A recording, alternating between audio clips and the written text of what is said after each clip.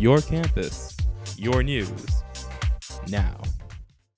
Hello and welcome to your UT News. I'm Marissa Lewis. And I'm Greg Praver, in for Luis Suida. This past week, class registration caused problems for many students.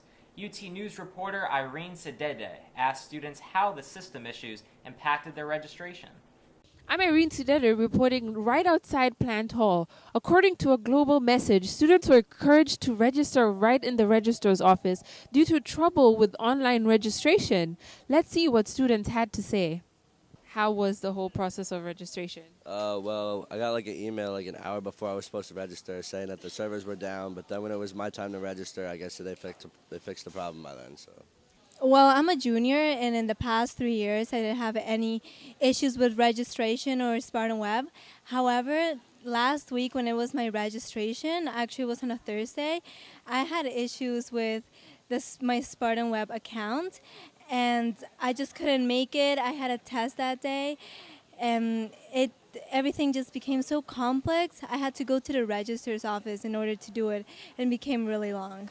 Well, because it's my first registration, I feel like the people's email. I've received emails that like the network's down, like because when everyone's trying to register at once, like they get like backed up and everything, and so the system tends to shut down. So I pray it doesn't do that for me. It was pretty easy for me. I registered before the system went down, so everything was good and went great.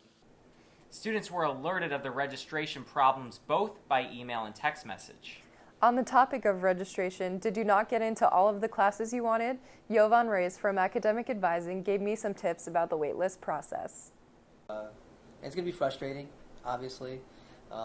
Usually what I tell freshmen or first-year students is that, make a couple different schedules because, you're going to be frustrated with the process. You're going to see everything start closing up as soon as time goes on. And especially as a freshman. Yes, and it's very stressful, and they just need to know that there's a lot of options out there that they can take. They're new, they haven't taken anything, so they can take anything they want. It's just knowing what they need versus what they want are two different things, and so that I try to hit home with a lot of my freshmen in that regards is you need to really figure out what you want to do, and having certain professors is great, and maybe you'll get them later on along the line, but the first couple semesters, even the first couple years, are going to be really difficult and really stressful. But the schedule is always live; it's always moving. Always, students are adding and dropping all the time. Students transfer. Students go on study abroad. Right. We dismiss some students. That opens up a lot of schedules here and there. So, good times to look for new classes to become available are usually around Christmas break. And then also in January, right before school starts as well. But the main thing is to always create the best schedule you can right off the bat, so that you don't. A lot of students want to put themselves on the wait list. That's something we didn't really talk about, is the wait list and course authorizations and things like that. I was going to say, as a graduating senior in May, what if I need specific courses that are already filled when I go in to register? Is there some kind of process that I would go to get into that class, or? Yes, over the past couple of years, we've implemented a wait list, so that's kind of new. Students from a couple of years ago might remember the paper forms of overloading into a course. Yes, and that was a fun process. But now if a course closes, a student can add on to the wait list, and typically the way the wait list works is that it's not a first come first serve process. So if a junior adds to the wait list first, but then a senior hops on the day after, the senior actually gets priority because they have more credit hours. Right. The theory is that seniors will graduate quicker, sooner, so they need the course more so than a junior or a sophomore or a freshman. Right. And so the wait list will be implemented on all courses, and so seniors and juniors are typically taken care of. The freshmen and sophomores, on the other hand, not so much, because they have a lot more options to take courses. Right. And so, a good example is Speech 208.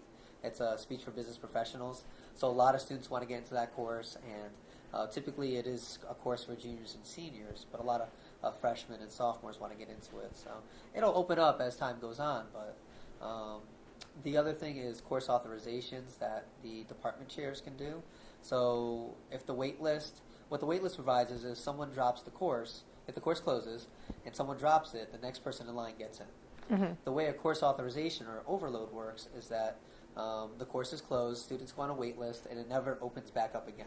So what happens is that the chair will review those courses about a week or two after the registration is completed for continuing students, and they'll make the decision on if they can overload that course more than the capacity that it's at right now. How likely is that to happen, where they would accept more students into the class for overload? For seniors, it's a pretty good scenario for seniors, and depending on the college or the department, it happens a lot with exercise science courses, also College of Business courses, because they try to help out their seniors as most as possible. Right. Every department does it slightly differently than others. It's not so much that freshmen or sophomores will get into those courses as much, but for juniors and seniors, it's typically for them, to help them out a lot. But every department does a great job in trying to get their students in. We want them to graduate on time, so that we want students to be happy. That's kind of the bottom line. That's all the time we have for today. We'll see you next time for more UT News.